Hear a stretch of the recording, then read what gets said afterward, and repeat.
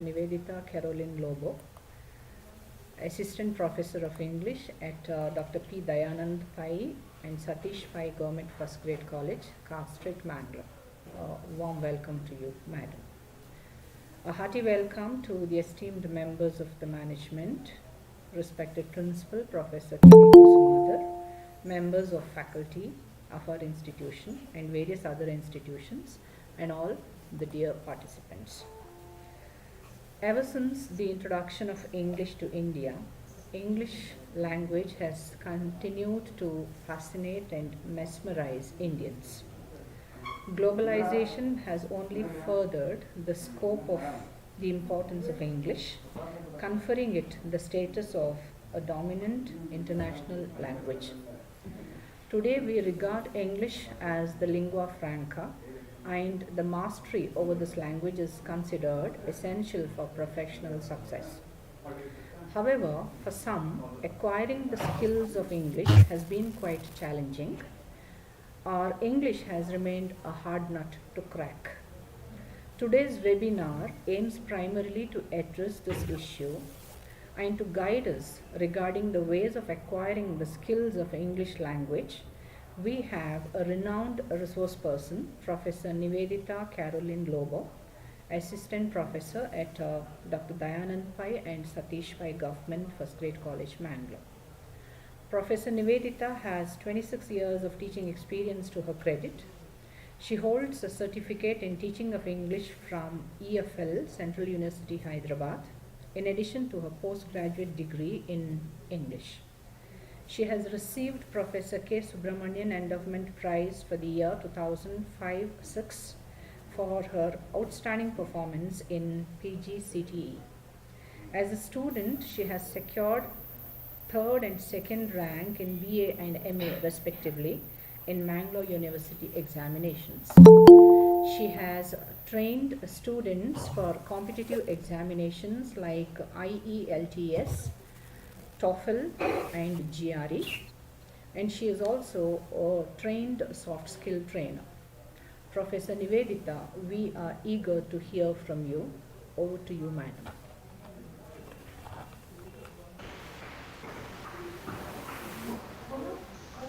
So, hello, can you hear me? Yes. And can you see me also? Presently, I am visible on the screen. Yeah. Yes. Yes, ma'am. You can go ahead. Yeah. Shall I begin? Yes. Yes. All right. So, good morning, everyone, and welcome to this webinar. So, there are two aspects that I would like to deal with here.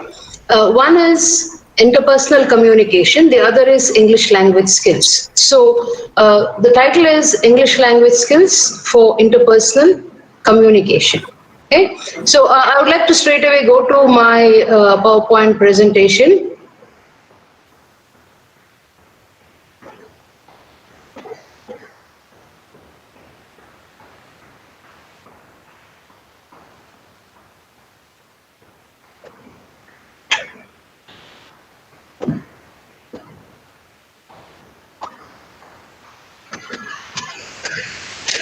So this is the topic, English language skills for interpersonal communication.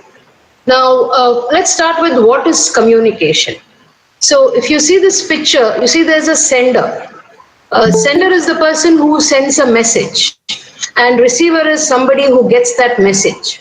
Now there's something else that's very important here, which we need to look at today in some detail, and that is feedback.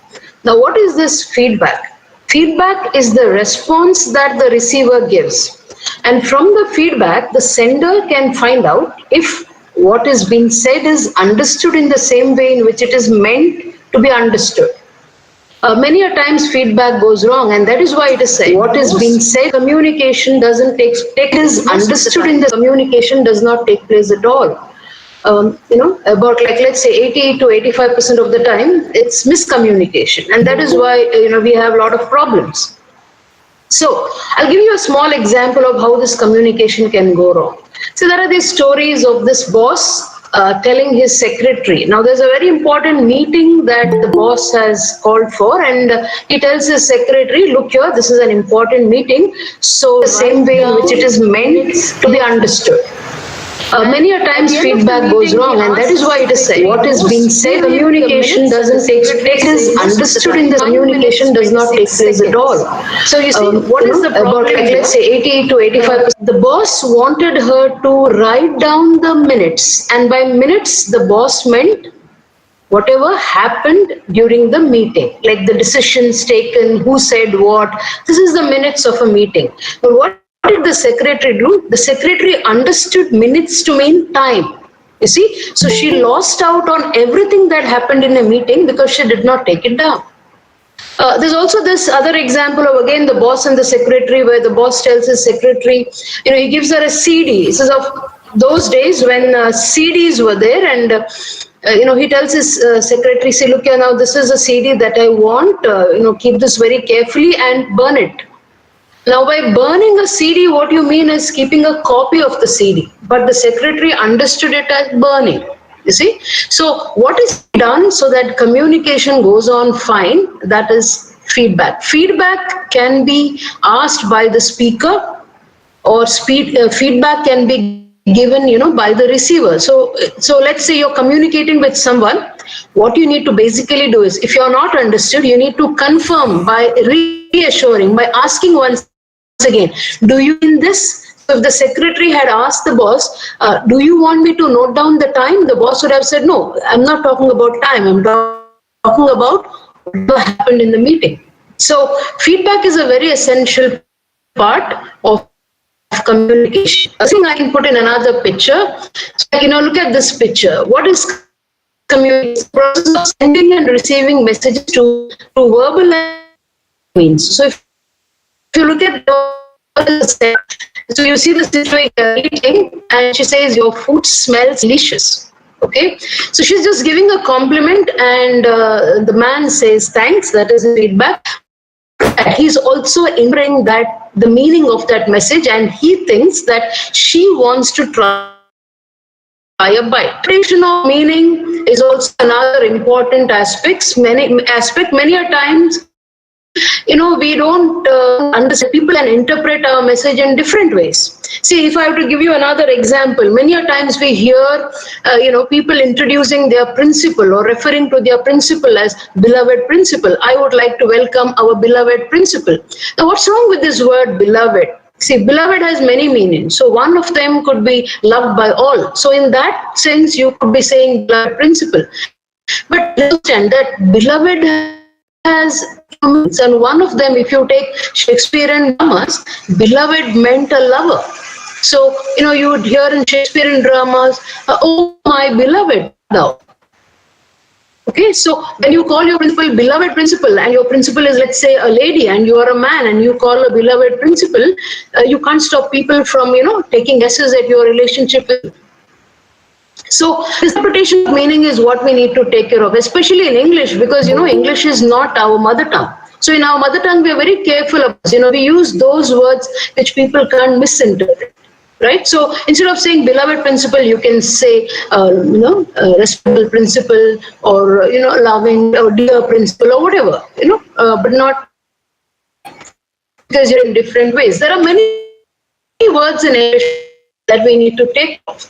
So basically, this is what communication is all about. You have a sender, you have a receiver, you have a message, and I'm talking personal communication, and you need to have a feedback. Okay. Because, you don't want people to interpret your message in different ways. So we are dealing only with verbal communication. Communication, you have verbal and you have non-verbal, but we are dealing only with verbal communication. So we are dealing with what you see in the picture. In addition to this, there is also this non-verbal communication. This is a very interesting area, and actually one of my favorite areas. We are not dealing with this today, maybe some other time. So non-verbal communication is where you communicate without speaking, like you communicate through gestures, postures, hand movements. A lot of these things. You communicate with your face, right? And a lot of things are understood through non-verbal means also. See, earlier they used to say that only 7% of communication happens through words. Everything else is non-verbal. But that myth has now been broken. And people have found out that that's not true. Whoever said that was talking about one situation. And many a times that person has also said that, see, I've been misquoted. So the 7% only for words is not true. That has changed long ago. So what I'm trying to say is that verbal communication is as important as non-verbal communication. And in fact, non-verbal communication actually adds to verbal communication. So when you say something, the tone with which you say adds on to what you already said or what you're saying. Like for instance, when someone tells you shut up, right? The tone with which the person says shut up means different things. Like I've seen youngsters say, when they talk to each other, they say shut up, yeah. And they don't really mean it in the way in which maybe your father would mean when he says shut up. Okay, so the tone also matters. Now, this is a different area. We are not going into that today. We are going to restrict ourselves to verbal communication today. And in verbal communication, we are with English language skills. Okay, so the first thing we need to know, and this is something which most people don't understand, and that is English is a language. English is not really a subject that we should study it like a subject. Right now, we are studying English like a subject. So what are we doing with English? We are not really learning the skills of English. Like, I don't know if you're being tested for reading, writing, listening, and speaking, right? All that you're being tested now for is only writing, and that to memorize kind of writing. So, you're doing it more like you would do any other subject. So there's a textbook, your teacher reads, you try to understand it. And if you don't understand, you want your teacher to say that in Kannada or whatever is your language. And then you by heart the answers. If the teacher does your notes, you go to a guide and, you do all these kinds of things. And at the end of it, you may get a first class, you may get a distinction, but you would not have acquired skills of English. So it's important for all of you, especially students, to understand that you should look at English as a language. And because it's a language, it is skill-based. So you need to master the skills. Okay? So if you feel proficient in English, so if in English equal to proficient skills. So if you look at who gets the proficiency prize in schools and colleges, one who gets the highest marks. So nobody actually looks at, does that student have English language skills? Now this is the sad truth about India. So why are we teaching in India like this? I mean, this is how the Britishers taught when they were there, and we have not changed that over the years. So proficiency in English is not equivalent to marks scored in the examination.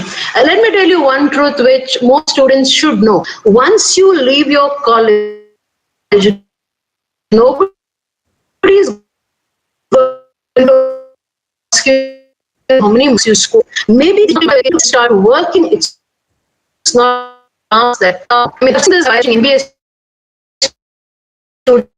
students not just different. I was teaching in knitting. Interventions were the first. So they were selected, and I was curious to know what basis I was selected on the basis of interview. How did it do discussion? Right? They're ready to understand things. So these are things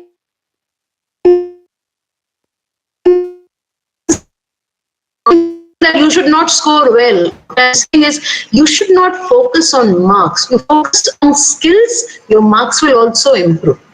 Okay, this is the basic thing that I would like to tell students. Now, to master a skill, so if English is a skill, you need to master the skill. And to master any skill, you need to work on them. You need to work on them continuously. You need to practice it all the time. An example, if you take all these skills, cooking, driving, painting, these skills. So how do you learn cooking?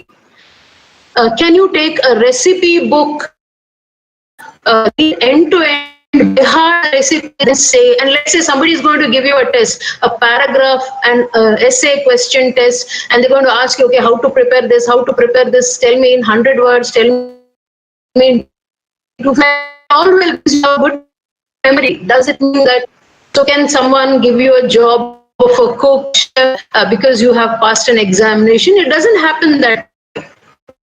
Cooking is a skill. So if you are to master the skills, parts of cooking, like chopping, cooking, adding on things, and a lot of these things. So you have to master all this. Same thing with driving, the same painting on the walls, for instance, is a skill. Skills come only through continuous practice. So English, and you can't master English in 10 days. These are fancy terms that you see sometimes on books. Master English in 10 days. It doesn't happen unless you're all the time in this 10 days. And what do you mean by practice? Come to that a little later.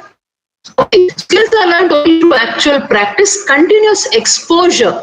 Now you need to be exposed to language in order to speak that language. Okay, I'll come to this again when we speak about listening. Generally, people learn a new language because of their interest in some activity in that language, or because it is essential for their survival. Let me explain this a little. See, if you say, how did you learn, for instance, if you know Hindi, okay, so how did you learn Hindi, or how did you learn Kannada? If Kannada is not your mother tongue, like if you are a Kurgi, then your Kurgi language is your mother tongue. So how did you learn Kannada? Maybe while you were watching Kannada serials on TV, maybe Kannada movies taught you, or Kannada film songs. The same thing applies to Hindi also. So you learned this language because there was some activity which was interesting for you language. If I have to give you a modern example, I know of many students who are these days learning Japanese. Animation program, TV and animation program called anime. Okay, it's called anime, and anime is so interesting to the younger generation that in the process of watching this anime, they master Japanese. And how do they master Japanese? Because these anime cartoons, they don't like being called cartoons; they call themselves animation. So these animations come with English subtitles. And in the process, over a period of time, being exposed to Japanese so much, and because they are interested in that program, that animation, the youngsters learn Japanese. So you see, they are learning Japanese at the same time they are doing something which is enjoyable to them. And Dr. N.S. Prabhu says the same thing happens. Dr. N.S. Prabhu, by the way, is India's biggest ELT expert, English language teaching expert. And he says the same thing happens even with regard to Harry Potter for English. So you see, if you're interested in Harry Potter, then you will over a period of time pick up English because you want to understand Harry Potter. Right? So you understand a new language because you're interested in something in that language, or because it is essential for your survival. Like, what do I mean by this survival? Now, let's say, you are from Kodagu and you start working in Tamil Nadu. Okay, you get a job in Tamil Nadu. Now, in order to survive in Tamil Nadu, you need to know Tamil. Okay? So you learn Tamil because you find that there is so much. Most of the places where you go, maybe except your workplace, you want to go to a shop to buy something, buy some grocery, then you need to know Tamil. So survival makes you learn a new language. So it's always good to learn new languages. The more languages you know, the better it is for you. So if you have a scope of learning foreign languages, also learn them, because somewhere along the line they may help you.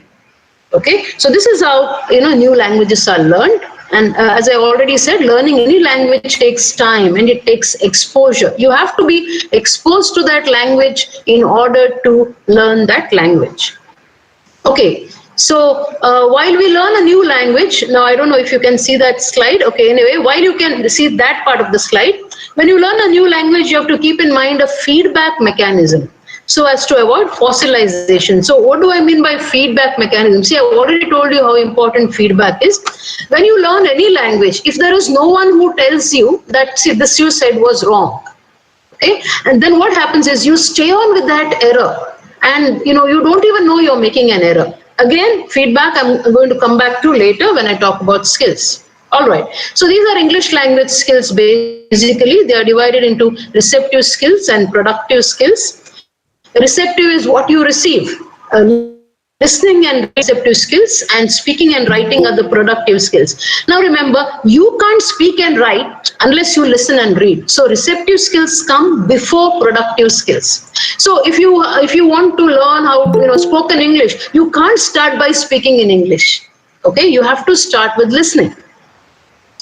Okay, so having said that, now what do you think is the most important language? Which of these 4 language skills do you think is most important? I've spoken about listening, reading, writing, speaking. Which is most important? Yeah, we got it? It's listening. right? And though it's the most important skill, it's not always given importance to. Now let's look at this pie chart. Generally, the time spent communicating, it is said we spend about 45% of our time listening, 30% speaking, 16% reading, and 9% writing. That's why writing becomes so difficult for us. Many of you write only during the examination, and you're not writing like what you understood or what comes out of your mind. You're writing what you have memorized. Okay, that is why you don't pick up the writing skill. Okay, so we spend a lot of time listening. Now, if you have to improve your English language skills, how much of this time have you spent listening to English? This makes a difference. This will determine how much of English you have picked. All right, so let's go to this listening skill as such. I see the biggest communication problem people say is that when we listen, we don't listen to understand, we listen to reply.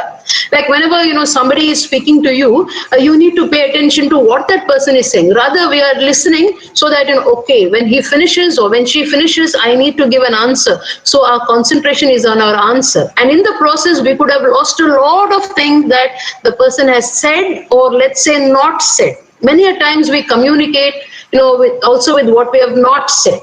Okay, so you lose out on this what is not said if you are concentrating on replying. Rather, when you listen, I'm talking about this from the point of view of communication. Like I told you, I'm going to bring in communication and English language skills. So from the point of view of communication, the biggest problem with listening is that we don't listen to understand, we listen to reply. Okay. Now look at this picture. See, when you are listening to someone, you can't be looking anywhere. So this little, this dog is telling the other one, look at me when I'm talking to you. We would have said this many a times, I guess to, people whom we want to talk to in interpersonal communication. A lot of this happens. We feel the other person is not paying attention because the person is looking somewhere else. So this would be the best posture, for active listening. So you need to develop active listening skills. So how do you develop that? When you're listening to someone, look at that person, develop eye contact. If you, let's say your teacher comes into the classroom and the teacher is looking out of the window instead of looking at you, then you can't concentrate on what the teacher is saying. Right? Similarly, in your life, when you're talking to people, when people are talking to you, look at them, develop eye contact. Okay, and listen to them, have a posture. See, look at that girl, her posture shows that she is listening, right? So this helps when people feel you're listening to them, then it helps them to communicate better. It also helps you to understand better. So instead of thinking of a reply, think of just that message that the person is trying to give you. All right.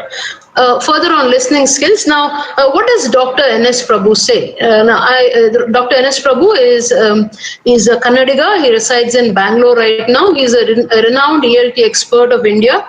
He is one of the pioneers. Actually, India should be proud of him because he started what is called task-based learning through his Bangalore project. Okay, so he is a pioneer in task-based learning and communicative teaching of language. And what does he say about listening? See, he says, no child learns to produce the mother tongue before it can comprehend it. Comprehend means understand it.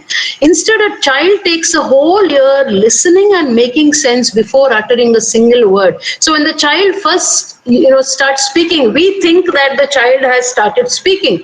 We don't understand that the child took 1 year or maybe more just listening.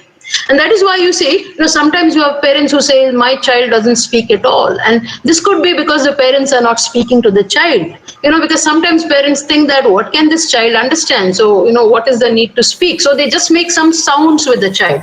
They don't really speak to the child. And when they don't speak to the child has not heard the language, then the child is not able to utter that language. So this is a very important quote, from Dr. N.S. Prabhu, where he says listening is most important. So even for a newborn baby, even for a child, when the child first starts speaking, it speaks in its mother tongue, if mother tongue is what is spoken around it. So let's say your mother tongue is Kurgi, but at home everybody speaks in English. Then the child, when it starts speaking first, it will speak in English. Okay. Because only what has been heard, listened to, can be spoken. So that is how important listening is. And with regard to adult learners, also Dr. N.S. Prabhu say that they also take time to understand gradually before they venture to speak it. So let's say all of you, those who might have studied in Kannada medium and you have had nobody speaking to you in English, when you start, when you start into, let's say, your PUC or degree where medium of instruction is English, you find it difficult to speak. And you should find it difficult to speak because you have not listened to enough English. So don't worry, don't feel bad, don't feel inferior if you're not able to speak. You're not able to speak because you have not been listening to enough English. So try to develop listening. Listen to English. The more you listen to English, the more you will be able to speak in English. So this is one very important thing. So start with listening. So when you want to develop your English language skills, don't start with speaking because you can't speak unless you're listened to. Right? So this is the most important skill because it comes before all. Precedes it comes before all other skills. And it's often neglected. See, nobody pays attention to this. In schools and colleges, nobody teaches you listening. Like nobody tells you, okay, now I'm going to tell you something, listen to this, and after that I'll ask you questions, right? Nobody does that. Nobody trains you in listening. This is a sad thing about, Indian education system, that when people finish their graduation, let's say they would have learned English for 10 plus 2 plus 2 years, like 14 years of English, and they're not able to frame single sentence. And some of them could have got distinctions and all that. This is because we are neglecting skills. So if you want to come out of this and you want to develop your skills, see, there's not much that even teachers can do with regard to the syllabus, because it's up to the university, it's up to the board of studies. But, as an individual, if you want to learn English, then you need to do this. You need to take it on yourself to develop these skills. So this skill is often neglected.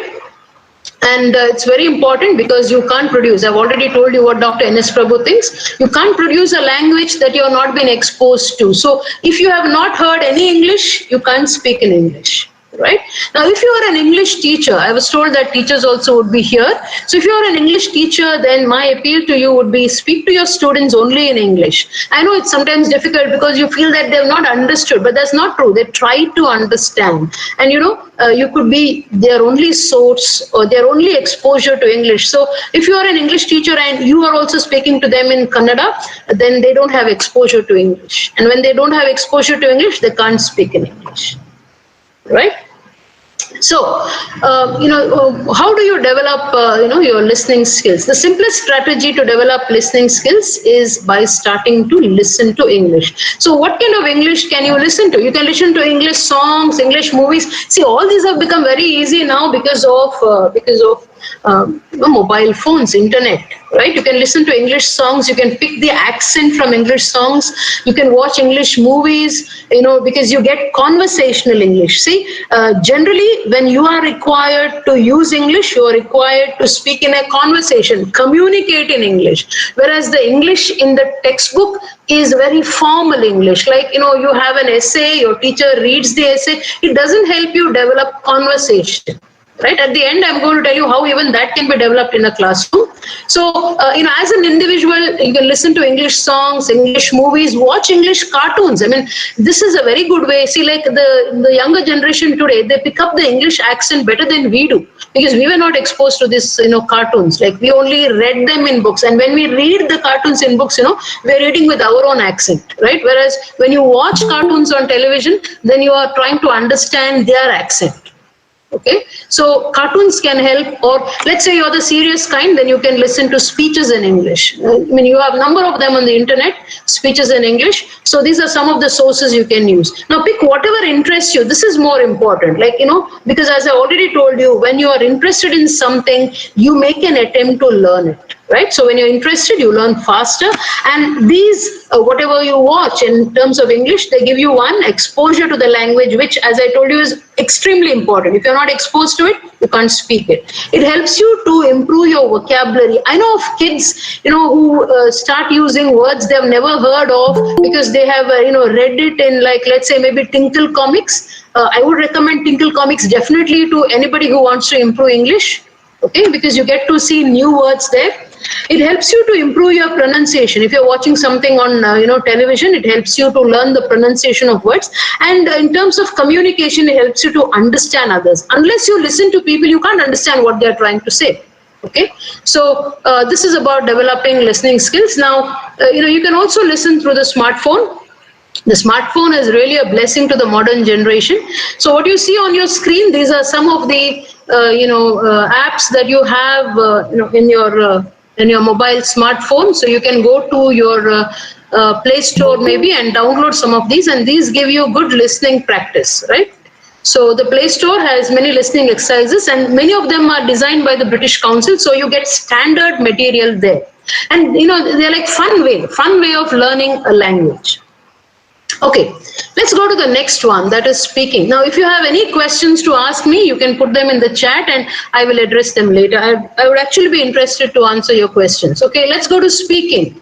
Now, speaking has 4 other skills. There could be many more. There is also this tone and all that, which I have not included here because we have just 1.5 hours of this program. So, what are the 4 skills? 4 speaking skills: fluency, vocabulary, grammar, and pronunciation. Okay. So let's get to this now. Patsy Lightbound and Nina Spada. Okay, these are writers. They've written a book called How Languages Are Learned. It's a very interesting book, which is based on their research. And what do they say about speaking? Now, they say the English language that you get in the classroom, it could be formal, because as I already told you, the teacher comes with the book, textbook, opens the book, reads from the book, and sometimes, many teachers even explain it in Kannada. Sometimes I have also done that, because you feel helpless as a teacher because, our syllabus is ordered in that way. So the English that you get in the class could be formal and not conversational. Whereas when you have to actually communicate, you have to use conversational English, right? So you have to, know how to reply. Somebody asks you a question, how to reply. What do I say? Okay, so you gain no experience on how to start or continue a conversation in a classroom. Now there are also other issues. So how do you address that? You don't get conversational English. So how do you address that? Like I told you, watch English movies. This is a good excuse for you to watch English movies, but watch good movies. Right? Now there are other issues. Like when you try to speak in English, is there someone who would correct the errors you make? See, students have a problem with this. If somebody is correcting their errors, they stop speaking.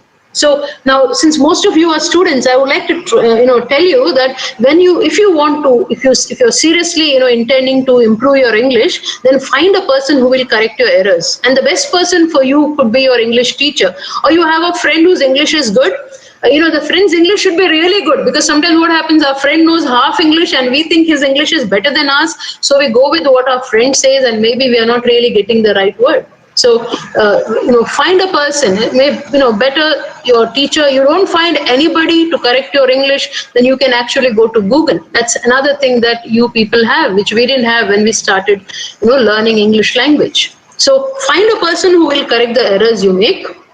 Now, Patsy Lightbound and Nina Spada say that generally people don't correct pronunciation and grammatical errors. So unless you have someone to give you feedback, right? People don't correct these errors, pronunciation errors or grammar errors, right? They don't correct because they think it's impolite, right? They feel that person may feel bad. Like if you are a teacher, you feel that my student may, my student is making an attempt to speak, and if I try to correct my student, then my student may get hurt. But if you are a student, I want to tell you that don't get hurt. If somebody is correcting your English, learn from that correction and try to improve on your English. Like all of us learned English. Like I studied throughout in English medium, but it's not that English was my mother tongue, it was Konkani. So how did we start with English? See, if you go to English medium schools, I was convent educated, so speaking in English was compulsory, and if you don't speak in English, then you're fined or you're punished. So we didn't know enough English words, so we would use half English and half Kannada and half Konkani, and somewhere along the line our teachers would correct us and say, no, this is wrong, you have to say it in this way. And that is how we improved on our our pronunciation, our grammatical errors and all that. So that is the only way. In order to improve your grammatical errors, I will later tell you what N.S. Prabhu says about grammar. Like you can't sit in a class and read and understand grammar and think, okay, now I can speak grammatically correct English. No, grammatical errors should be corrected when they are spoken. So if you are making an error and your teacher is correcting you, you should appreciate that teacher. Rather, you should find a teacher who will correct it.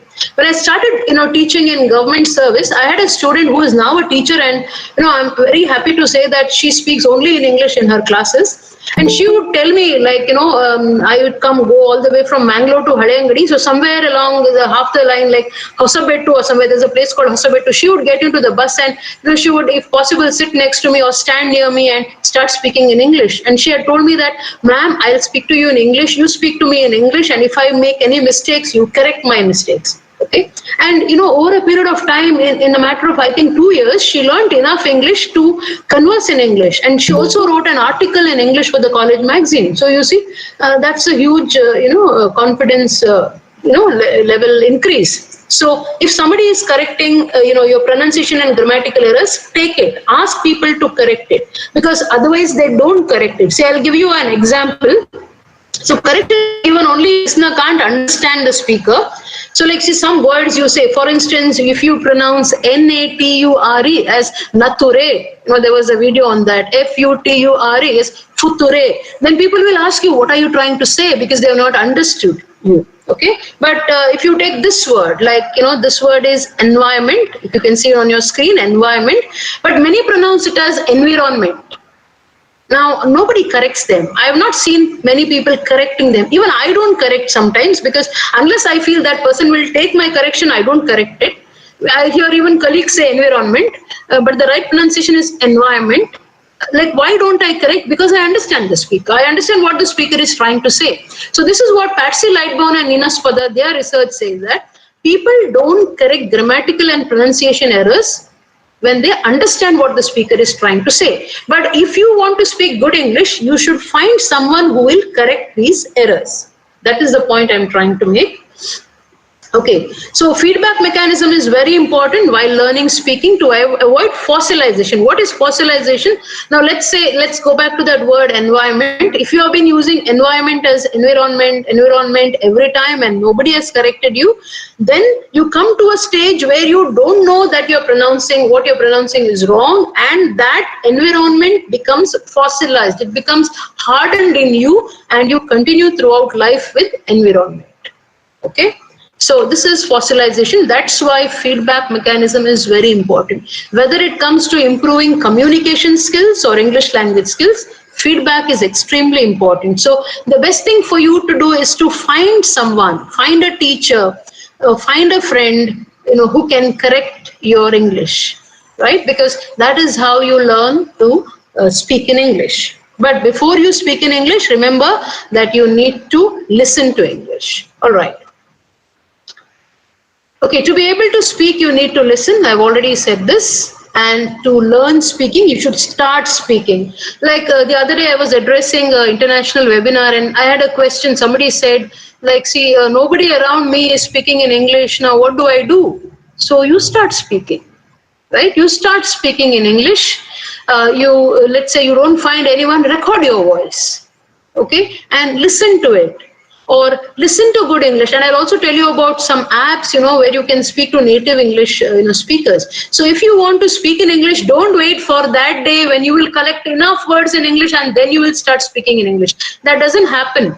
See, I do this exercise with my students. I tell them, whoever is interested, I tell them, you write down whatever you want to say in English, but you don't know, right? You write down that and, come to me. I'll help you. Okay, so this happens if you start speaking in English. Like when you start speaking in English, you realize, certain things. Okay, so ensure feedback, and when you start speaking in English, you will realize that there are many words that you want to say in English, but you don't know the right word. Now, sometimes, students come with the words like, see, there's one student of mine who asked me, Madam, how do I translate this into English? Neenu tumba jor iddiya. Now, if you understand Kannada, Neenu tumba jor iddiya. Now, this was the sentence that she gave me, and till today I have not been able to find an appropriate translation of this. This joru iddiya, is so different. I don't know how you would put that in English. Right, so you realize that there are words like that, which are there in your language, which are maybe, let's say, culture specific, right? And you can't really translate them into English. Okay, but there are many other words you can translate into English. So when you come across words, you don't know what to say to them in English, then make a note of them. I'll tell you what to do. Okay, there are many ideas that you want to express, but you're not able to form sentences. Like you have a phrase and you don't know how to put that in English. So in this case, what you need to do is you need to develop your vocabulary. Vocabulary is your collection of words. So to speak English properly, and this you realize only when you start speaking. If you don't start speaking, you will never know that you don't have enough words in English. When you start speaking, you'll realize that, okay, I have this sentence I want in English, but I don't know what to say in English. Okay. So how to improve your vocabulary? You can improve your vocabulary by listening and by reading. So how to read in order to develop vocabulary? I've already told you about listening. So you can improve, your words by listening to songs, by listening to movies, a lot of this. So how to read in order to develop vocabulary? Let's talk about reading. Let's take an exercise. Let's say you're reading an English comic. Okay, this could be an English novel, whatever, but those who don't have proficiency in English, they generally don't read English novel. Like if you go to the college library, I think English novels are taken by very few students, unless you have students who are really good at English, right? Most of them don't read English novels because they feel they don't know English. Okay, but unless you start reading, you can't pick words, and when you don't have words, you can't speak. So let's say you're reading an English comic. Now you come across words which you don't understand. So let's say there's this one word, you don't understand what that means. Make a note of the word. See, look at this. You are trying to now consciously learn English. So make a note of the word and then go to Google. See, Google is easily available to you. Maybe you're not allowed to take your mobile to colleges. That's a sad thing. That should change. Maybe this corona might bring about a change. I don't know. So let's say you go home, take that word, go to Google and find the meaning of the word and note that down in that book. Make a book where you note down all these words. Then learn the pronunciation of the word. Now, how to learn pronunciation of the word? When I was a student, we had to go to the pronouncing dictionary, Daniel Jones dictionary, but all that is made very easy to you. All that you have to do is go to Google again, type the word in Google. So if it's, let's say, environment, type environment on Google, and after that write pronunciation and then click the search button. And it will, take you to, Google will direct you to YouTube most probably, where you will hear the word being pronounced. So in YouTube, this word will be pronounced. So listen to it, put on your earphones or increase the volume and listen to the pronunciation. Listen to it until you get the pronunciation right. It is important for us to pronounce words properly. Again, I'm going to come back to pronunciation because right now we are with reading. So what I'm trying to tell you here is that if you come across words, in order to improve your vocabulary, if you come across words that you don't understand, make a note of the word, Google the meaning of the word, and then learn the pronunciation of the word and listen to it until you get the pronunciation right. And now try to use the word in a sentence. See, this is important. You can't leave it at that. You have found out the meaning of the word, you leave it there, it becomes a part of your passive vocabulary. You want to make it active. You want to use that word. That's why you have learned that word, right? So try to use that word in a sentence. And like I told you about that student of mine who is now a lecturer, she would do this. So this is a practical use it in a sentence. Once you've written that sentence, take it to your feedback friend, whoever is giving you feedback, or your teacher, and check if you have used the word properly, right? Because, sometimes you have learned a big word and, you use it and then you feel that, you don't know whether you used it right or not, and you don't ask anybody. When you don't ask anybody, you could be using a wrong word in a wrong place, right? So find out if you have used that word correctly, and in this way, one by one, from comics, storybooks, newspapers, you will collect many words, and these will form a part of your vocabulary, and this will help you speak in English. So when you have words in English, you will be able to speak in English better. Now, this Lightbound and Spada, they also state from their research that the ease with which new words are learned depends on the frequency with which the word is seen, heard, and understood. See, this is what I said. Like let's say you've seen a word, you heard someone say it, try to understand that word, try to find out the meaning of that word, try to use that word. Only then that word will be learned by you. Like, I remember when I was doing my graduation, I had a friend, who had heard this word, M-E-R-E. Okay, so she had heard this word, mere. She had heard the word mere somewhere. She didn't know how it spelled. See, mere, no? When you say mere, you would think M-E and Y-A maybe. right? So she didn't know how to pronounce these, she didn't know what is the spelling of this word, because she wanted to find out the meaning of this word. She had heard this mere, she didn't know, the spelling, and therefore she could not go to the dictionary. And one day in class, when the teacher was reading the textbook, the teacher said merely, and she jumped up from her seat and she said yes, and like everybody was looking at her, and then I realized she had found that word mere. So that's the joy of finding that word. And then she understood the meaning of mere. Mere means just, merely means, just this, Kevala, what you call that is mere. So Lightbound and Spada says that the ease with which new words are learned. You can learn new words if you have heard them many times, if you have understood the meaning, and if you try to use them. There's also pollination. In the same book, there's this study of pollination which says learners need to have as many as 16 encounters with a new word before it becomes firmly established in memory. So you heard a word, they say, like this is from, again, the pollination study. I've quoted that book from where it is taken, Learning Vocabulary in Another Language. He says that you need to, this word needs to come into, your exposure at least 16 times before it becomes firmly established. So the more times you use the word, the more firmly established this new word becomes. This is the only way to improve your vocabulary. There could be many fun ways, but basically they follow this principle. Like building up vocabulary, there are online many apps you can use, right? But the basic principle is this, that you have to use that word in sentences. You have to use that word in your conversation, in your communication, so that you learn that word. Okay, but there's a caution I want to give you. When you learn new words, don't make assumptions of your own regarding the meaning of the words. Like, see, regarding pronunciation also, we should not make assumptions, because English is not like our Indian language. English is different, okay? So don't make assumptions about the meaning. I would like to give you an example. See, a student once told me, "Madam, I'm studying hardly." Right? And this student, I'm studying hardly. And what actually the student wanted to say was, I'm studying very hard. So the student wanted to stress on very hard. So he used the word hardly, thinking that hard, hardly, and maybe hardlier. He thought that is the kind of progress. So hard means, he's working hard, right? He's putting in a lot of effort. And hardly means little more than hard. This is what he thought. Okay, and he used the word hardly. But you see, this word hardly doesn't really go that way. Hardly means not at all. So if you were saying, I'm studying hardly, it means you're not studying at all. So it's the opposite of studying hard. I'm studying hard means I'm putting in a lot of effort. I'm hardly studying means that I'm not doing anything. So don't assume the meaning. Don't think hard means this, so hardly would mean this. No, find out. For any word in English, find out the meaning. All right, for any word, find out the pronunciation also.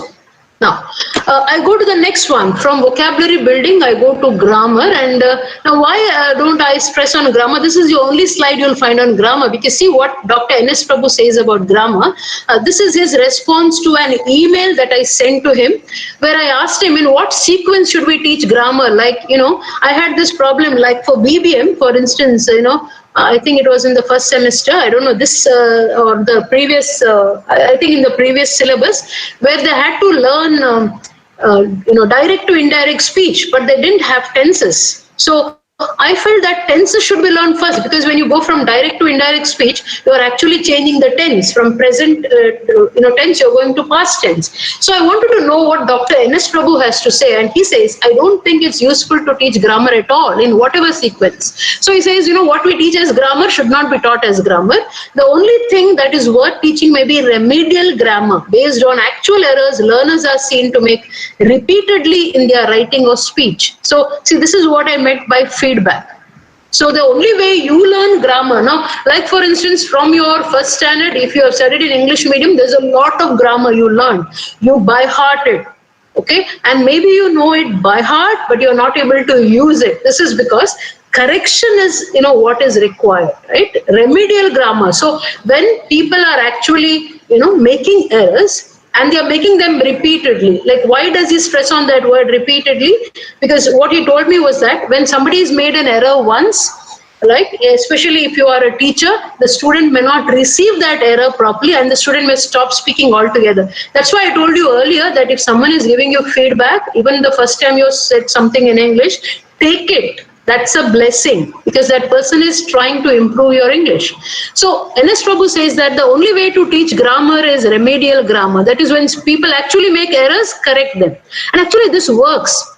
Like a friend was telling me, she had used this word, like she asked somebody once, okay, I heard that you are the sponsorer of this program, right? Sponsorer, that was the word she used, thinking that one who sponsors the event is a sponsorer.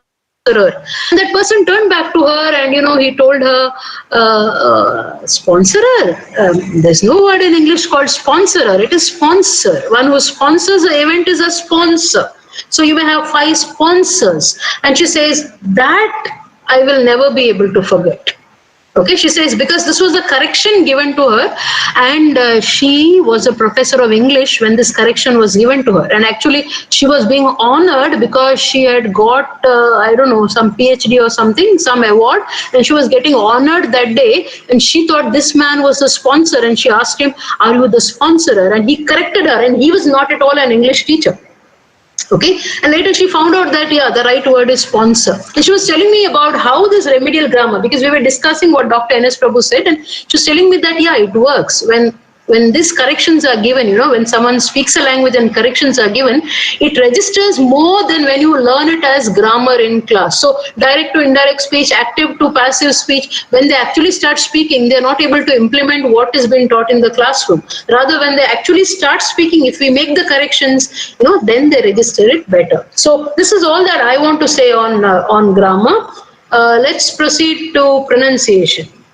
Pronunciation again is extremely important, but if you're asking me, should our pronunciation be like an English speaker, like a native speaker? Should we use the foreign accent? I would say no, because you're in India, and in India, if you use this accent, you see, in India, judgments are made also on the basis of accent. So if you're speaking Kannada with a Bangalore accent, people know you're not a local.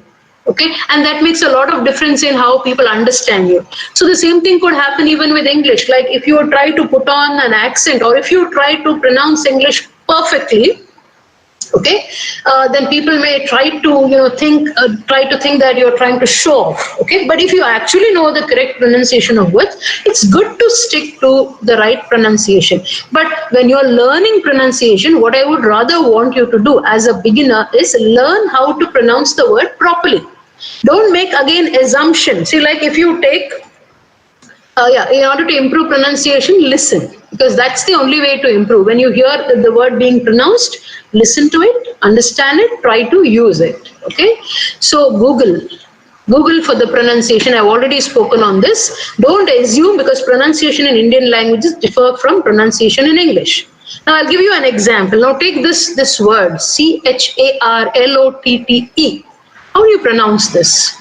Now, if people know the pronunciation, maybe you can put it up in the chat box. How do you pronounce this word? Okay, so you would say, if you go the Kannada way or the Indian way, you would say Charlotte or something like that. But do you know how to pronounce this word? This way, shallot. This is a name of a girl, and the right way to pronounce this word is, this name is shallot. Okay, so if you are a professor and you go to class and you come across this name and you say Charlotte, the danger is that over a period of time you could be called as Charlotte, and it actually happened to a professor in Mangalore. So if you are a teacher, then when it comes to pronouncing names, like even if you are a student, when you come to pronouncing names, people have this wrong conception that proper nouns can be pronounced in any way. Name proper noun, so you pronounce it in any way. This is not true. Take for instance your own name. If I pronounce your own name in the way I want to pronounce it, you won't like it, right? So that's the case with everyone. Every name has a right pronunciation, so pronounce it in the right way. I'll give you another example. Take this one for instance. Now this was the name of a student, my own student. And I have this habit every year. When I go first to the class with the attendance register, I sit in the staff room and go through the names, because there could be some names like this. I don't want to get into that trap, of being called by that name and made fun of. So I go through the names and I see if there are names I can't pronounce. So this name I could not pronounce. And I asked some of my colleagues and they gave me funny pronunciations for this. And I thought, no, it's dangerous to pronounce this in any way except in the way in which it should be pronounced. So I went to the class and I asked this, I got the spelling. I said Nybum, and who is this? So this boy stood up and I asked him, okay, now tell me how to pronounce your name. And you know what he said? He said this. It's pronounced as Nibum. Okay, it's Nibum. So imagine I had not said Nibum and I had used, the Indian way of pronouncing. Now I could have got into trouble, or that boy could have got into a lot of embarrassment, because in colleges names stick. So when you come across a name which you don't know the pronunciation of, you can either Google, or if you can't Google, like let's say for instance, you have been asked to introduce a guest and you don't know how to pronounce the name of the guest. Instead of going in search of your teacher to ask how to pronounce, the best thing for you to do is go and ask that person. And I've done this many a times as a student, as a teacher, whenever I had to introduce people and I didn't know how to pronounce their names. It happens sometimes. You could be a professor of English, but you could have names because some of them, like for instance, this Nibum is not an English name, it's a Manipuri name. Okay, so you do not know how to pronounce it. The best thing is to ask that person, how do I pronounce your name? It's better than making mistakes and insulting that person and getting into embarrassment yourself. Okay, let's go to reading. If you have again questions on speaking or any of the components, you can put it up in the chat box. Okay, let's look at reading in two ways. Reading to improve your English language skills and reading for communication. Now, we are looking at English language skills. When you talk about reading, what do you mean? No, English has sub-skills. Reading has sub-skills. The first one is skimming, okay? The second is scanning and the third is inferencing. Now, these are the basic skills. There are many more, but since we have a restricted time, I would like to stick to this. Skimming, scanning and inferences. Okay, now what is skimming? So let's say you have a look at something. Let's say you take up the newspaper and you read the headlines or you read the heading and you try to understand what is this article trying to say? What is this news item trying to say? Yeah, and this is called skimming. Okay. So you need to do this, like let's say for instance, to find out, you take the newspaper, you want to read something. Let's say your interest is in reading sports. So you take up the sports page and again your interest is in IPL now because it's coming up on 16th. So you want to know like if MS Dhoni is playing or not, yeah, MS Dhoni is playing, we know that now, but you want to know like, who else is there in the team, or you want to know some details, then you would skim, you would look at the different headlines and you would pick up that one which you want to read further. So that is called skimming. Okay. Next is scanning. Scanning is reading in depth. Once you do skimming, what do? Next you take that article. Let's say your interest is in cricket. So in the entire sports page, you have skimmed through and you have come to that article on cricket. Now you read it in detail. So when you read the whole article, then it is called scanning. And what is this? Inference. Like sometimes you come across words for which you don't know the meaning. Now I already told you, if you don't know the meaning of a word, then go to Google and find out. Now there's another way, like for instance, you're in the examination hall and you come across a word for which you don't know the meaning. Now let's say this doesn't happen to you, the present generation, because reading comprehension is totally removed out of your syllabus. Very sad, but that's the truth. Many years ago, there was at least one 5-mark question or 10-mark question on reading comprehension. Today that is not there. So you wouldn't know what I'm trying to say. But if you are going to attempt to write... Yeah, if you're going to attempt to write MBA exam or you're attempting to write, let's say, an international exam like IELTS or something like that, then you need to do this inferencing. Like, let's say your MBA entrance exam, the English part of it has the verbal ability part of it, that's what it's called. It has number of passages and there are questions below that. Now, when you read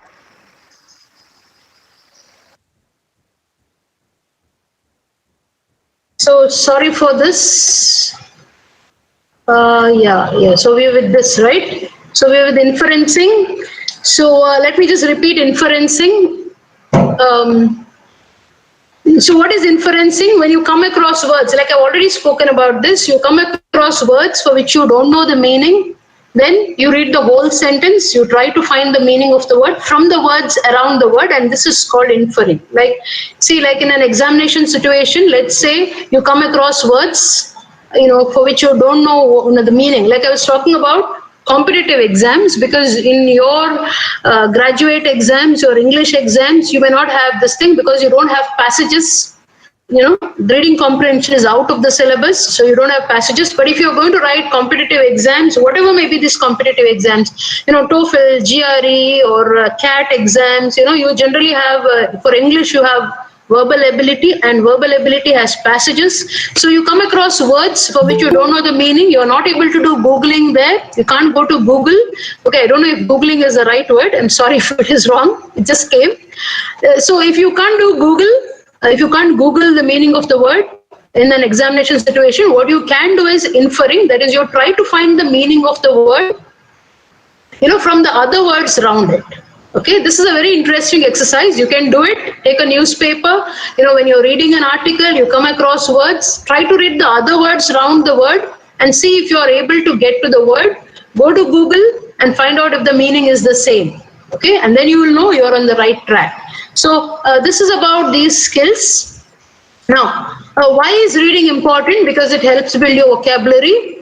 It enhances your sentence structure abilities, because when you read English, you understand how sentences are made in English. Sentences in English, differ, because in English you have subject, verb, object, that order. And this is different from the Indian languages, the way we make sentences in English languages. Many students go wrong with their sentences because they think in their Indian language, like they think in Kannada and speak in English, and that is when it goes wrong. So if you improve your reading, you will improve your sentence structure abilities, and it will improve your overall communication skills.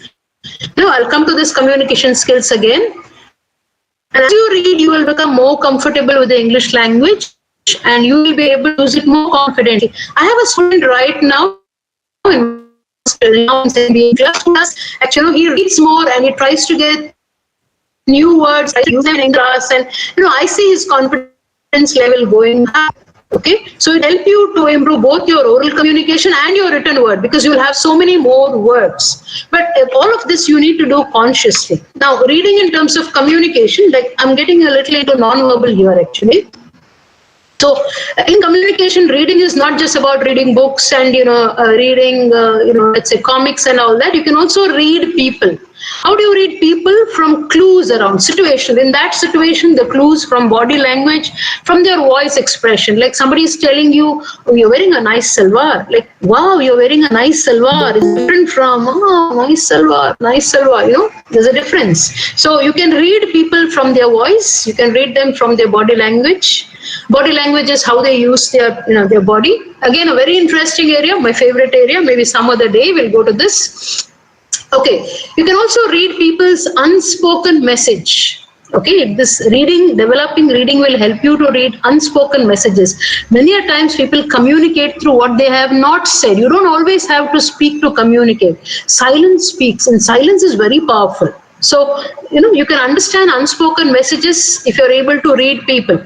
This helps you to understand and improve interpersonal communication. Like, see, sometimes we go on speaking and speaking and speaking, and we don't realize that the other person is not interested in listening to us. Okay, but if you're able to read them, even when they have not said something, then it will help you to improve your relation with that person. So what will you do in this circumstance? You're speaking and speaking, and you're going on speaking, and the other person doesn't want you to speak. If you just look at that person, you read that person's body language, you understand that the person doesn't want you to go on, and you can then just shut your mouth. Okay, and this will improve your relationship with that person. Okay, so those who develop these skills, they become better communicators, they have more influence, and they are more easily able to persuade. That's why there are some people, I call them good salesmen. Right, they are able to go to Antarctica and sell refrigerators, that kind of salesman. So they are able to do this because they are able to read people. Like salesmen need to develop these kind of skills, okay, so that they're able to make people buy. All right, let's get to writing. This is the last one, writing. Now, writing is important. It's important for you students or if you're working professional, it's important because writing leaves an impression. Like, see, even when you write your job application becomes your ambassador. It goes to your prospective employer before you go there and it leaves an impression. Okay, that's why I would advise you to have a neatly typed and or CV. If your handwriting is not good, you want the other person to know, how bad your handwriting is, because I've seen to the dustbin when the handwriting is bad. Okay. So you learn how to process, and the more feedback on your written work, the stronger you will become. So everywhere feedback is very important. So you need to start writing, but you can't start writing with a story. You need to start with words, you to then process towards sentences and then paragraphs and only then. So you need to write and you need to get feedback. So people who will give you feedback, meaning, and you're using your own language.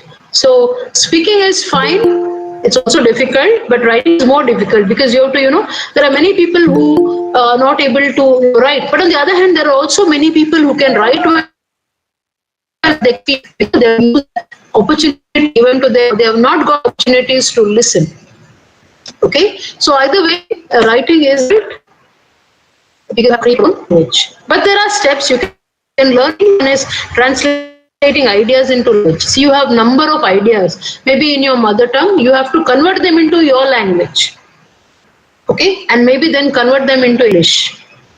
Okay, and the correct words. Not all words apply everywhere. Like I told you, that word beloved, doesn't really, when you're introducing someone, unless you're introducing your husband or your boyfriend, if you use for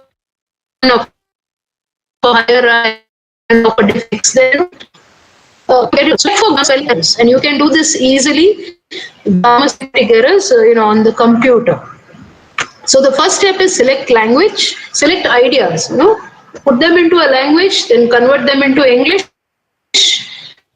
select the correct words, do grammar, spelling and formatting error check.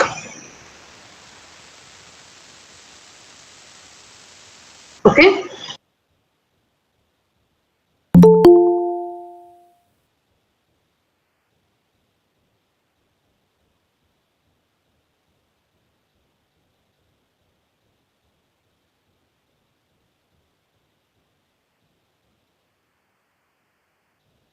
That matter, you can. So brainstorm ideas.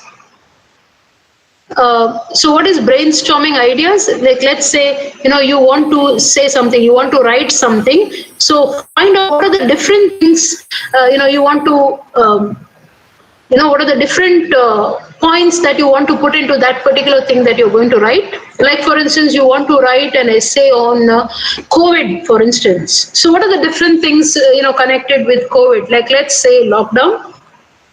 Let's say employment, let's say the disease positive, okay, let's say ventilators, hospitals, mask, social distancing. So your brainstorming would include all these ideas, because all these ideas you will then have to develop in your writing. Now write down points, facts, opinions to be included. See, you have to be very, very careful when you write down and even when you speak, because sometimes what you're saying could be facts. Sometimes they're just opinions. Like, see, in this presentation, for instance, I brought in, number of, sayings based on studies, and they're not studies that I did. They're studies that other people did, like Lightbourne and Spadar did, like Paul Nation did, like Dr. N.S. Prabhu, based on his research, whatever he said. So I need to quote them. So I need to know that, see, these are facts because they are said by somebody in authority, or these could be opinions. They are my opinions. I need to have a differentiation between facts and opinions. Okay. Then list vocabulary that could help your thoughts. Like I told you, if you're talking about COVID, then what is the vocabulary? Like, see, social distancing. I mean, this is, I don't know, now it's there in everybody's mouth. Everybody speaks about social distancing, whether they understand English or not. Okay, so this word social distancing, is what we need to use. Like, let's say, when you're talking about COVID. So bring in words like that which will help you to express your thoughts. Revise, reread, check for continuity. Whenever you write something, however great you may be, you might have heard of great writers who have done number of revisions, like they have written and thrown the paper into the dustbin and collected more in the dustbin than on their table. This happens to great writers, so it will happen to you also. Revise whatever you have written, revise, read it again, and check for continuity. Is there a continuity? Like the first sentence and the second sentence, are they speaking about the same thing? The first paragraph and the second paragraph, is there a progression? So check for this. And most importantly, get feedback. That's why I put it in bold there. Get feedback. Give it to someone and see if that person is able to understand what you are trying to say. See, sometimes we have many things to say, but the words we have used are not appropriate. So it's understood in a different way. So get this feedback before you can submit your writing. Now use the computer for spelling and grammar check. You also have, apps which you can use for spelling and grammar check. I'll come to that. All right. Now build your productive vocabulary.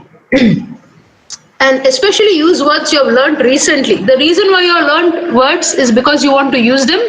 So when you write, use the words you have learned recently. Okay, so there is what is called, receptive vocabulary. That is, words that what we call more of a, passive vocabulary. It's there in you. Words but it doesn't appear in your writing because you never use those words. Okay, you don't know how to use those words. But take those words from your receptive vocabulary into your productive vocabulary. Use those words. You could have used them wrongly, but the one who's going to give you feedback is going to tell you if you used it wrongly. So what is productive vocabulary? Words that you use. So I'll give you another suggestion. You can use a thesaurus. Thesaurus is a book which will give you synonyms. Synonyms are other words which have the same meaning. So you don't want to use the same word again and again and again. So you can use another word, which gives you the same meaning. You also study synonyms. Okay, and remember, if you want to become a good writer, you should be an avid reader. Avid reader is a good reader. Most good writers are avid readers, because the more you read, the more you will be able to write. Okay, the more you read, the more you will be able to express, or you will be exposed to different ways of expressing ideas.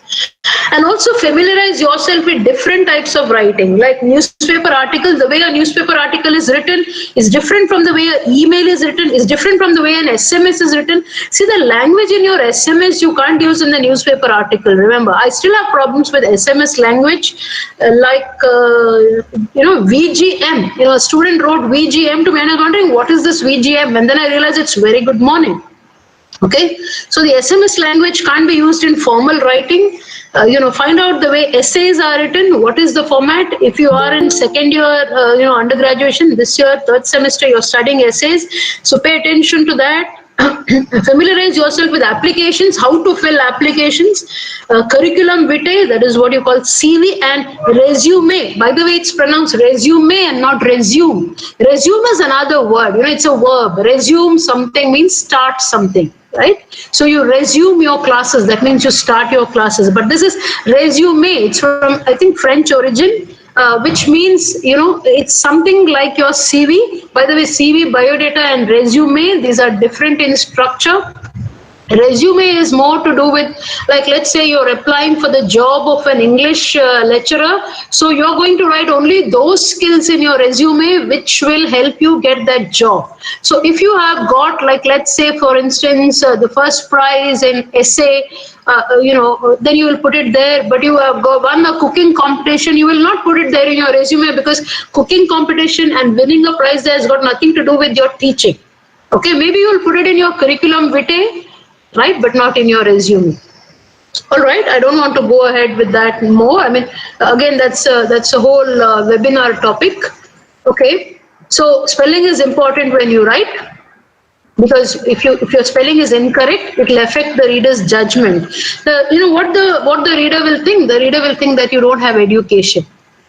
Okay, so spelling is important. So you can also improve your spelling. There are a number of apps for that. Reason for incorrect spelling could be that, in English, the problem is that the sound of the word and the way it is spelled are different. Okay, like let's say this one, I've already spoken about environment, knight. Knight is a warrior. N-O and K-N-O-W. To know something is to have knowledge about it. So you see, this could be the reason why there are spelling errors, or it could also be because of the difference in British and American spelling. See, English came to us from the Britishers, so we are more with the British spelling, but Americans, again, they also got English from the Britishers. But, America has developed its whole English, its entire English on its own, their spelling and their words. There's a lot of difference between British and American spelling. So if you see this, C-O-L-O-R, this is American spelling. C-O-L-O-U-R is British spelling. So if you're going to use a computer and you want to write the word color and you write C-O-L-O-U-R, it will give you a red underline. I don't know if it still does, but it used to give, because, computers, they read American spelling better. So it's the same word, but C-O-L-O-R is American, C-O-L-O-U-R is British English. I saw in a library, in a bookshop rather, a book, a very thin book on this British and American, differences. It's a very interesting book. So if you can lay your hands on that, or even online, you can check the difference in the words. Like, for instance, apartment and flat. What's the difference? It's the same. Okay. Flat is the British word for apartment. Apartment is the American word. So there are many like that, like you say, lift and, elevator, right? So lift is British, elevator is American. It's interesting to know this. If you're interested, you can look up online. Also, this theater, T-H-E-A-T-E-R, okay, is British, and R-E is American. Apologize. S-C is British and Z-E is American. Somehow the Americans don't want to take up anything that is British, I guess. Right. Now, is punctuation important? Extremely important. I have some pictures to show you this. See, punctuation saves life. Now, look at that first sentence on top. Woman without her man is nothing. I mean, I don't think women would like, to take this sentence. Woman without her man is nothing. But the other one, look here, woman. So you're trying to describe woman. Without her, man is nothing. See the difference? Woman. Without her, see, there's a pause also because there's a comma. Man is nothing. Okay. You see, even the tone also varies. Woman without her man is nothing, and woman without her man is nothing. Okay. Punctuation brings about a difference even in pronunciation. Look at this. Let's eat grandma. Let's eat grandma is like you're going to cut grandma and eat her. But if it is let's eat grandma, it's like you're calling your grandma to food. Okay.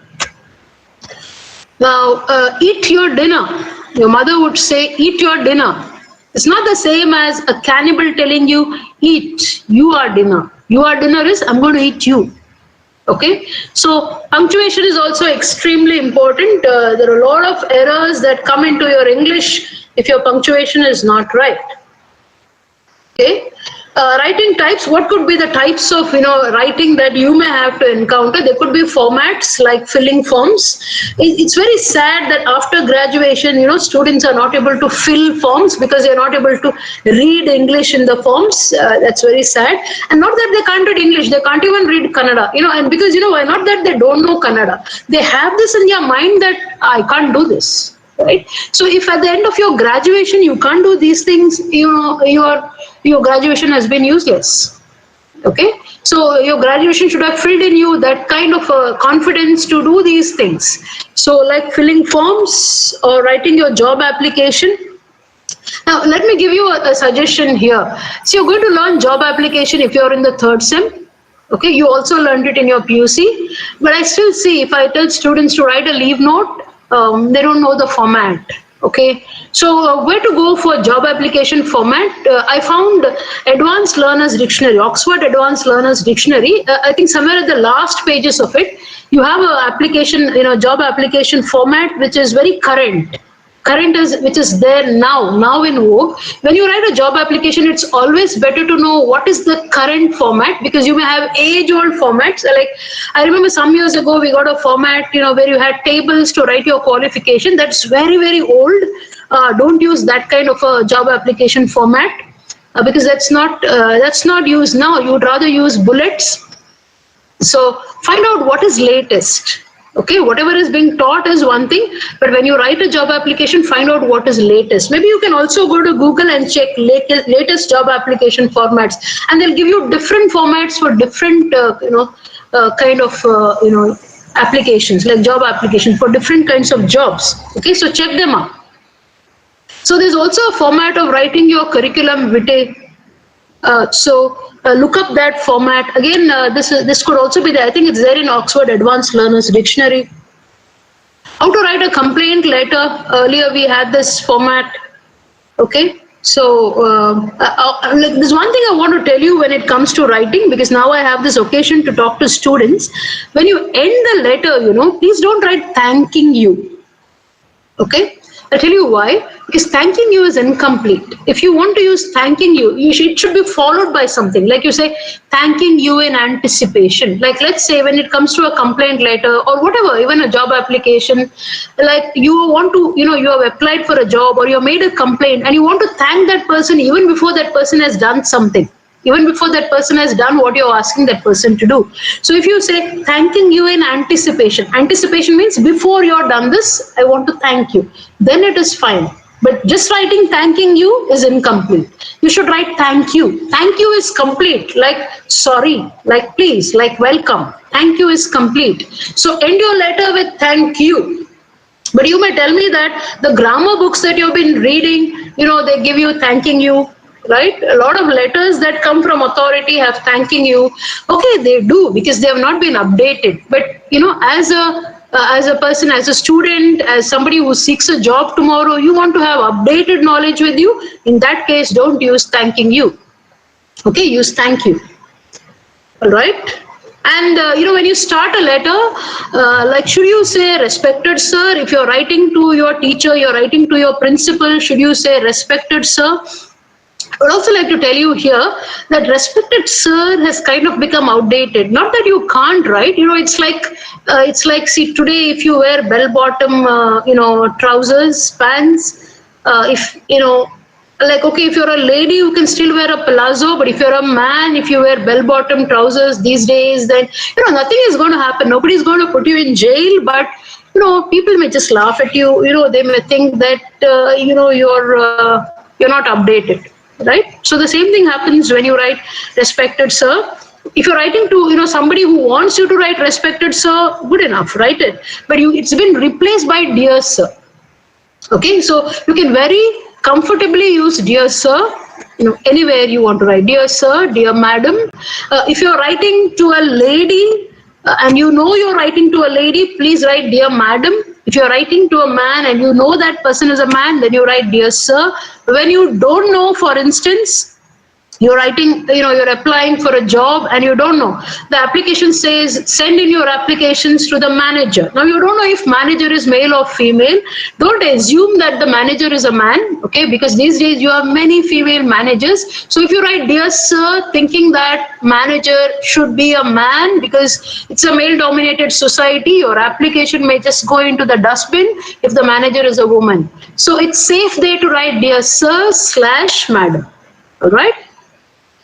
Okay, reports, you need to find out what is the format of reports, because these things, report writing and let's say application writing is what you're going to do later when you take up jobs. There's a lot of creative writing also you can do, like writing poems, writing short stories, writing plays, right? Teachers can also direct these activities. I'll come to that. So that's where I would like to talk about task-based activities. Now, this is something that actually Dr. N.S. Prabhu initiated in India. And it went all over the world, and today task-based activities, task-based teaching is in practice in the rest of the world. Okay, and very successful experiments have been conducted. Now, I did a few experiments with my students. So to motivate students to improve English language skills, you can use task-based learning. Now, I'll give you some examples that I did, like sentence completion. So what is this? You give the student, like, let's say a word, the beginning of a sentence. Okay, and you tell the student to complete the sentence, and then you give another word and another sentence, right? This is sentence completion. Okay, complete the story. This is very interesting. You give them the first line of the story. So Sheila was waiting at the bus stop. This could be the first line of the story. Now give students turns. Like let's say the first one in the first row at the side left hand corner, give me the second sentence. And from there continue third sentence. So you see that nobody stops, like, and they lived happily ever after. Don't allow them to do that in the middle, right? Then your sentence, your story is over. So each one has to give a sentence which will continue the story. So without realizing, students are using English there, right? If you tell them stand and give me a sentence, they may not tell you. But when you ask them to continue a story, then that gets them interested. But see that they give you the sentence only in English. However broken, they give it to you in English. Okay, translating a poem. I did this with my government college students in Haleyangadi. I gave them Shiva Rudrappa's poem Ullavaru Shivalaya Kattuvaraya, that one, and I asked them to translate. This was a group activity I gave, and I considered this for internal assessment. And I got some beautiful, wonderful translations, and I also wrote a paper on this. And students, I also asked them to give feedback, and they told me that translation is not so easy, madam. That was the feedback they gave, and they said that there's so many words in that poem for which they couldn't find the appropriate translation. Okay, converting short stories to short play. I've done this even in my present college. So what did I do? I started actually with the R.K. Narayan. I took Snake in the Grass, and I asked students to, I took up a group, like, mixed students, good students and not so good students, regular students and naughty students, and all kind of students. I picked students, I made one group. That was the first time when I did it. And I told them that, okay, read this story, try to understand it, and I want you to write dialogues on this story. So they actually asked me if they can write dialogues in Kannada and then translate. I said fine, because I wanted them to do this comfortably. So they understood the story, and they wrote dialogues in Kannada. Then they converted the dialogues. They translated it into English. And then I said the next thing was to enact in English. And they actually did. I have videos of, this enactment. And some of these students, especially the naughty students, they're telling me that for the first time they had spoken in English. They had like 1, 2, 3 dialogues each. But, they did it so beautifully that I had tears in my eyes. So you see, students, if they are given the right, direction, they do take it up. But the sad thing is that because we have a syllabus the way it is, we can't do this, all the time. We need to get back to the rote kind of teaching and learning. But you can still do this, taking up some extra time, some extra effort. Okay, conduct an interview and translate it. We did this beautifully. It's there in our college magazine also. I did it in Haleyangadi as well as in Carr Street College. So what the students did was they picked up people, in the community, in the society. In this case, in the present college, they picked up lecturers. Okay. And they interviewed them, but in the previous college they could not get anyone whom they could interview in English, so they first tried to understand about that person. They picked up, they framed questions, they came to me. I didn't want to have any offending questions, so I got those streamlined, the questions were looked in, and then they translated them into English. But before that, they conducted that interview in Kannada, and then they translated the questions and the interviews in English. I have both the translated versions as well as the original Kannada one. Okay, they did this, and it was pretty successful. College magazine of 2017 in Carr Street College has, I think, 3 interviews. We conducted 4, but one interview the person didn't want us to publish it. So 3 interviews are there, conducted on lecturers, and there's one other person whom we conducted it on. And students found this exercise, very, very interesting. They liked it. It helped them improve their English. Now, I did this, converting a chapter into a novel, a chapter of a novel into a short play. I did this with Billy Biswas. Students who have just left, our college, Carr Street College, they had this. They took up chapters in groups. This was all group activity. So they took up a chapter from Billy Biswas, and they wrote dialogues on it, and they enacted it. Okay, and they also added new characters, because if there are, like, let's say 7 in a group, now all 7 I wanted them to speak, so they added more characters, and they converted it into a short play. They enacted it in class. But of course, if you want to do all these things, you'll have to maybe take some special classes also. But I enjoy doing this more. so I actually took those special classes. So these are some task-based activities that teachers can take up, or even students can themselves take up, so that they improve their English. Okay. Now, mobile as a learning tool. Can you use your mobile to learn? Yes, you can. I would say a smartphone is equal to a whole library. Okay. So, I've seen before COVID happened, a lot of discouragement, for you bringing mobile to colleges and using them in class, because of course your students use them for different purposes. But actually, if we had taught students how to use the smartphone, for learning, I think we would have a different scenario now, and the COVID times would have been easy for us. Lockdown and, online classes wouldn't have been such a difficulty today. Okay, so I would say a smartphone is equal to a whole library. What you can get in a library, you can get it all in a smartphone. You can learn meanings, you can learn pronunciation, right? And when it comes to meanings, see, if you go to a library, you will take one dictionary, you get the meaning of that word in that dictionary. But if you go to Google, you get the meaning as given by different dictionaries. Not only that, it will also give you archaic meanings also. Like, when I was teaching Gulliver's Travels for the first optional English students, there are many words there which are no more used. So, when I don't know what that word means, I would go to Google and find out. And Google gives you the archaic, meaning of archaic words also. Okay. So you can use apps for listening practice, for vocabulary building. I also use them now. In fact, all the games you will find in my mobile are these vocabulary building exercises. So you can use apps to learn languages. The one app that a number of people use is Duolingo. And it is said, Duolingo says 34 hours of Duolingo is equivalent to one university semester of language course. Duolingo is a very interesting way of learning languages. See, here in Duolingo, you use one language to learn another language. Like, you can use, there is no Kannada to learn English there, but there is Hindi. In case you know Hindi and you can use Hindi to learn English. See, nobody has as yet developed Kannada to English. If they had, you would still have it in Duolingo. Duolingo has like number of foreign languages. So if you know English, you can use English to learn Spanish, German, French, and it's a fun way of learning. It's like small, you get points for it, you get coins for it. It's very interesting. Some of my students have tried Duolingo. So you can also try Duolingo. Go to your Play Store and type Duolingo and you can download this app. And it's a very interesting way of learning this language. Okay, there are a number of British Council apps. There are vocabulary apps. There's Word Crush, there's Wordscapes, there's 6,000 words. These are some that I have gone through. There are many more. You go to your Play Store and say vocabulary apps. I'm sure you'll get many more than these. There's Bilingo. This is where reading takes place. This is for reading. That is, you can use this for developing your listening, because they tell the story in two different languages. So they give you the story in one language and then they give it to you in another language.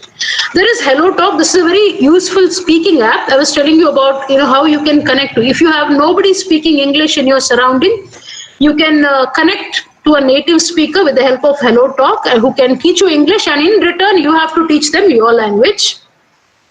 There is Grammarly. I was telling you when I came to writing that there is an app you can use for improving your writing, and that is Grammarly. Many people use this. You can use it for error correction, because it will not only give you an error correction, it will also give you the explanation.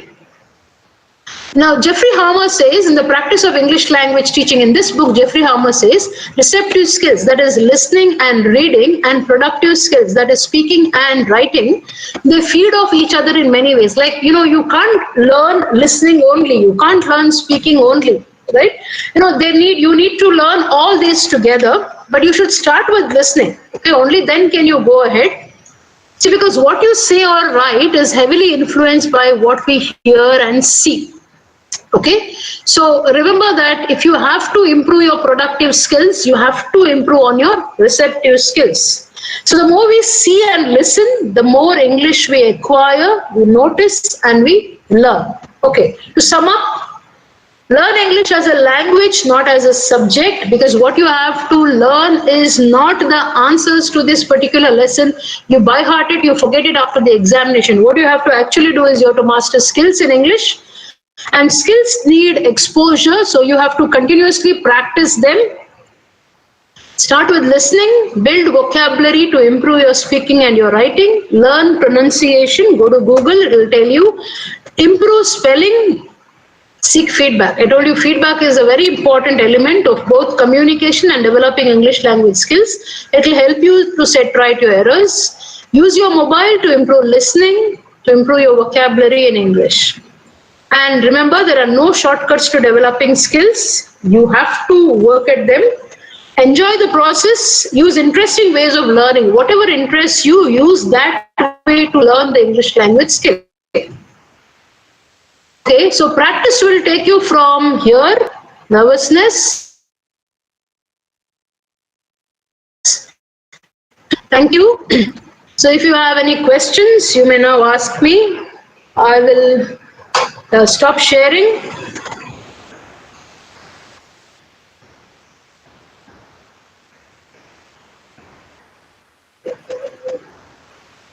Yeah. If there are any questions? No.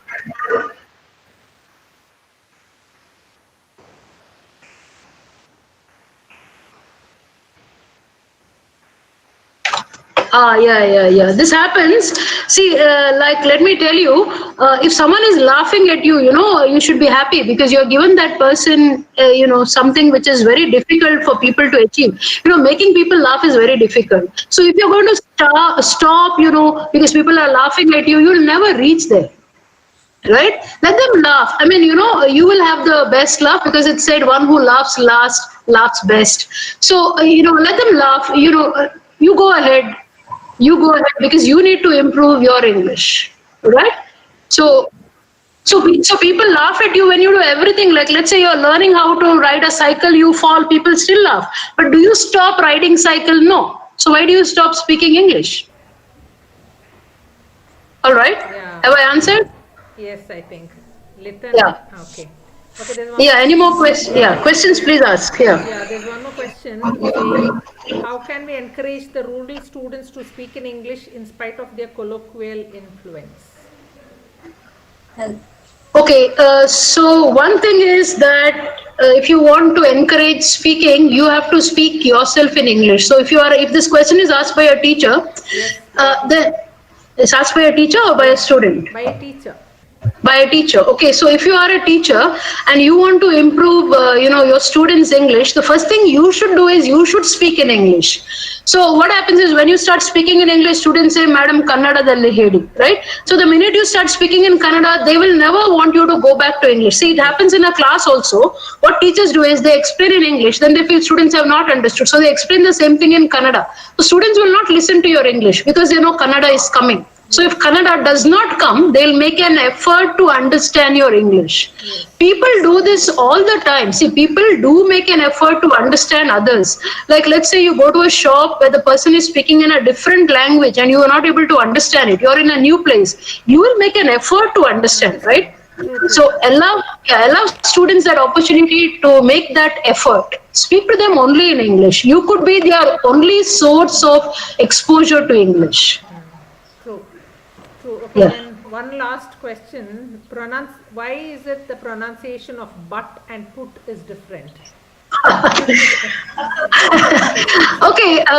I don't want to get into the details of it, but there's something about, the b and the p, right? Yeah. So when u comes after b, it becomes but b, right? When it comes after it becomes poo, yeah. Right? Put.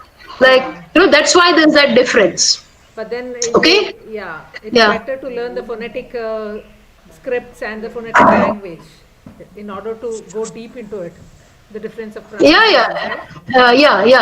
So if you're not really, if what you want, see, the thing is, what do you want? You want more knowledge on pronunciation, or you want to improve your pronunciation? If you want more knowledge, you need to go to, understand phonetic script and all that. And there's a very good course you can go to.